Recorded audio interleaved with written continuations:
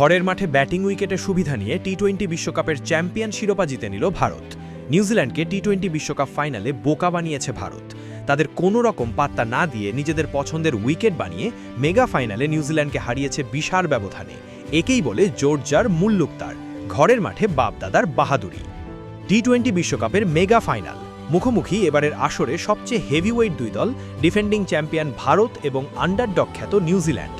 ভারতের 1,32,000 দর্শক ধারণ ক্ষমতার স্টেডিয়ামে এই বিগ ম্যাচে শিরোপার লড়াইয়ে প্রথমে টসে জিতে ভারতকে ব্যাটিংয়ে পাঠায় নিউজিল্যান্ড অধিনায়ক মিচেল স্যান্টনার, যে সিদ্ধান্তই অভিশাপ হয়ে দাঁড়ায় নিউজিল্যান্ডের। এবারে টি-20 বিশ্বকাপে ভারত আগে ব্যাটিং মানেই যেন রীতিমতো তাণ্ডব, সুনামি, মহাপ্রলয়ে এসে যায়। সুপার 8-এ সেমিফাইনালে যা দেখেছে ক্রিকেট প্রেমীরা। ফাইনালে নিউজিল্যান্ডের বিপক্ষে আগে ব্যাটিং পেয়ে ভারতের সেই চিরচেনা রূপ, যেন ভারতীয় ব্যাটারদের ওপর ভর করে অলৌকিক শক্তিমান কোনো আত্মা। নিউজিল্যান্ডের বোলারদের তুলোধুনো করে ভারতের দুই ওপেনার অভিষেক শর্মা এবং সঞ্জু স্যামসন। টি-20 বিশ্বকাপের ইতিহাসে সকল রেকর্ড ভেঙে পাওয়ার প্লেটে উঠে দলীয় সর্বোচ্চ রান 6 ওভারে 92 রান বিনা উইকেটে। ততক্ষণে 18 বলে দুর্দান্ত 50 তুলে নেন অভিষেক শর্মা।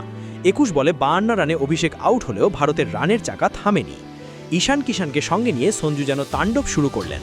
33 বলে তুলে নেন 50। শুধু 50 করেই দমে যাননি ভারতীয় এই ওপেনার, ঈশানকে সঙ্গে নিয়ে 4 ছক্কার ফোয়ারা সাজালেন। স্যামসন যখন 46 বলে 90 রানে আউট, ভারতের স্কোর তখন 200+।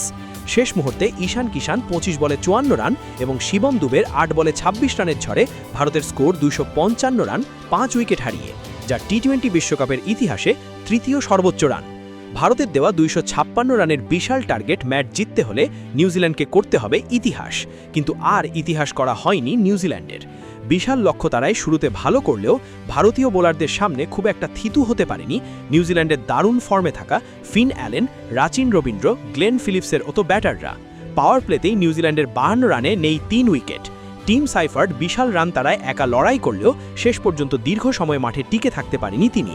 26 বলে 52 রান করা সাইফার্ডকে ফেরান বরুণ চক্রবর্তী। ততক্ষণে কিউইরা ম্যাচ থেকে ছিটকে গেছে, কারণ 10 ওভারে তখন নিউজিল্যান্ডের নেই 88 রানে 5 উইকেট। এরপর শুধু ছিল সময়ের অপেক্ষা মাত্র। ভারত প্রহর গুনছিল ব্যাক টু ব্যাক শিরোপা অর্জন করার আনন্দের, আর হয়েছেও তাই। নিউজিল্যান্ডকে বিশাল ব্যবধানে হারিয়ে 2024 সালের পর 2026 টি-20 বিশ্বকাপেও নিজেদের ডিফেন্ডিং শিরোপা ধরে রাখল সূর্যকুমার যাদবের নেতৃত্বে ভারত দল।